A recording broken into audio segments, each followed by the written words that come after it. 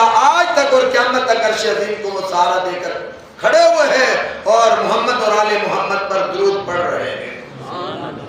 تو اگر فرشتے درود پڑھیں ان کی قوت اور طاقت میں اضافہ ہو جاتا ہے، میں اور آپ اگر درود پڑھیں گے تو ہمیں اللہ تعالیٰ کتنی برکتوں سے نوازے گا۔ اور پھر درود پڑھنے سے 10 برکتیں، 10 نیکیاں ملتی ہے، 10 گناہ معاف ہو جاتے ہیں اور 10 درجات بلند ہو جاتے ہیں۔ تو اگر گناہوں کو مٹانا ہے، کھاتے کو صاف کرانا ہے تو زیادہ سے زیادہ اس مہینے کے اندر درود پاک کی کثرت کریں کہ یہ مہینہ بڑی برکتوں والا مہینہ، عظمتوں والا مہینہ ہے، میرے اور آپ کے آقا علیہ الصلوۃ والسلام کی ولادت کا مہینہ ہے، اور یہ وہ عظیم مہینہ ہے جو تمام مہینوں کا سردار مہینہ ہے کہ اس مہینے میں میرے اور آپ کے پیارے آقا امام الانبیاء صلی اللہ علیہ وآلہ وسلم اس دنیا میں تشریف لائے۔ تو اس نسبت سے اس مہینے کو تمام مہینوں سے برتری حاصل ہے، حتیٰ کہ رمضان مبارک سے بھی یہ مہینہ افضل والا ہے۔ آپ کہیں گے کیسے؟ کہ بھائی رمضان میں قرآن آیا تو اسے فضیلت مل گئی، تو آپ یہ سوچیں قرآن نازل کس پر ہوا ہے؟ اگر میرے اور آپ کے آقا نہ آتے تو قرآن کیسے نازل ہوتا؟ تو آقا علیہ الصلوۃ والسلام صاحب قرآن ہے، تو جس مہینے میں قرآن نازل ہو وہ برکتوں والا مہینہ ہوتا ہے، اس میں نیکیوں کا اجر، نفل کا ثواب فرض کے برابر ہو جاتا ہے۔ تو جس دن صاحب قرآن خود تشریف لائے، جس پر قرآن نازل ہوا، وہ آقا علیہ السلام جس دن تشریف لائے وہ کتنا بڑا دن ہوگا۔ اور پھر اللہ تعالیٰ نے قرآن میں فرمایا کہ جب اللہ کا فضل اور اس کی رحمت تمہارے پاس پہنچ جائے، قُلْ بِفَضْلِ اللَّهِ وَبِرَحْمَتِهِ فَبِذَلِكَ فَلْيَفْرَحُوا، کہ جب کل اے محبوب آپ فرما دیجئے بِفَضْلِ اللَّهِ، جب اللہ کا فضل تمہارے پاس پہنچ جائے۔ کس طرح فضل پہنچتا ہے اللہ تعالیٰ کا؟ بہت سارے اللہ تعالیٰ کے فضل اور کرم ہمارے پاس ہمارے اوپر ہوتے ہی رہتے ہیں زندگی کے اندر۔ بھائی بیٹا اگر اللہ تعالیٰ عطا فرمائے تو یہ اللہ کا فضل ہے، بیٹا اگر کسی کے ہاں ہو جائے تو یہ اللہ کا بڑا فضل ہے، اور اس پر ضرور خوشی کرنی چاہیے کہ اللہ تعالیٰ نے فضل فرمائے بیٹے کی نعمت سے سرفراز فرما دیا، تو اس پر خوشی کرنی چاہیے۔ کریں گے یا نہیں کریں گے؟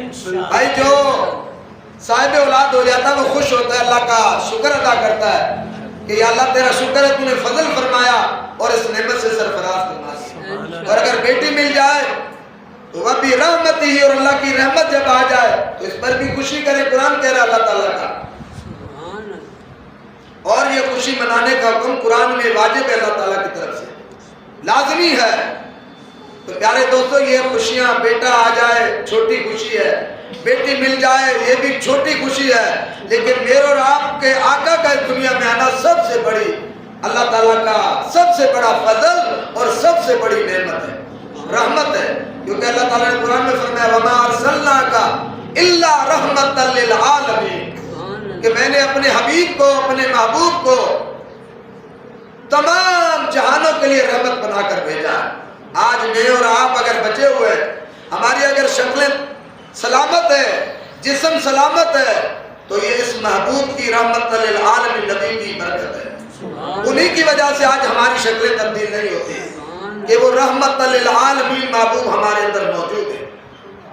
اگر حضور رحمت نہ ہوتے اور ہمارے اندر تشریف فرما نہ ہوتے تو آج ہماری شکلیں بھی تبدیل ہو جاتی۔ پہلی امتوں کا آپ نے پڑھا اور سنا ہوگا کہ وہ ایک گناہ کرتے تو اللہ تعالیٰ ان کی شکلوں کو تبدیل فرما دیتا، ان کی پیشانیوں پر وہ گناہ لکھ دیا جاتا، ان کے دروازوں کی چوکھٹوں پر وہ گناہ لکھ دیا جاتا کہ فلاں نے آج فلاں گناہ کیا ہے، فلاں نے شراب پی ہے، فلاں نے زنا کیا ہے، اس نے ماں باپ کی بے ادبی کی ہے، نافرمانی کی ہے، آج اس نے فجر کی نماز نہیں پڑھی۔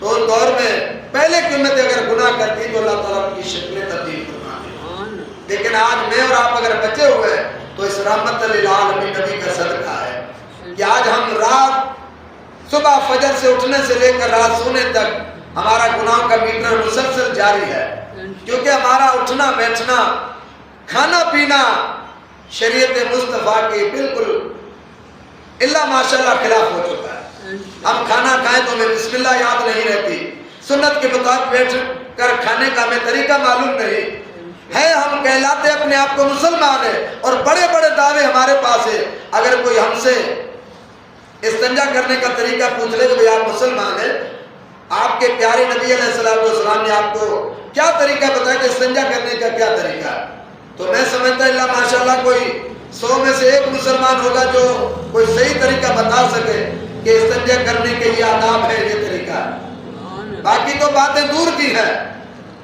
اس کے بعد وضو آ گیا, پھر فرائض آ گئے, غسل آ گیا, بہت ساری چیزیں. لیکن میں سمجھتا ہوں کہ ہمیں صحیح طرح سے استنجا کرنے کا بھی صحیح طرح سے بھی طریقہ معلوم نہیں ہوگا. کیوں معلوم نہیں؟ اس لیے کہ ہم دین کی تعلیم حاصل کرتے نہیں, نہ خود تعلیم حاصل کرتے, نہ اپنے بچوں کو دلاتے, نہ سیرت نبی پہ خود عمل کرتے ہیں, نہ اپنے بچوں کو سیرت نبی سکھاتے ہیں. ہم نے کبھی اپنے بچوں کو نہیں سکھایا ہوگا کہ بھائی پانی پیتے ہیں تو سیدھے ہاتھ سے پینا چاہیے, بسم اللہ پڑھ کے پینا چاہیے, پانی دیکھ کر پینا چاہیے, پانی بیٹھ کر پینا چاہیے, پانی 3 سانسوں میں پینا چاہیے. کون سا والد ہے یا اتنے حضرات بیٹھے, کس نے اپنے بچوں کو یہ آداب سکھائے بتائیں؟ کل قیامت کے دن اس کے بارے میں ہم سے پوچھا جائے گا. یہ نہیں پوچھا جائے گا کہ کہاں سے کمایا, کہاں سے گرایا, تو بات کی بات ہے. سب سے پہلے یہ پوچھا جائے گا, یہ نہیں پوچھا جائے گا کہ بھائی کالج میں, اسکول میں, یونیورسٹی کے اندر بچے کو تعلیم دلائی تھی یا نہیں دلائی. جب ہم نے کلمہ پڑھ لیا تو ہمارے اوپر دین کا علم جو ہمارے لیے ضروری ہے, جو شب و روز زندگی گزارنے کے طریقے ہمارے جو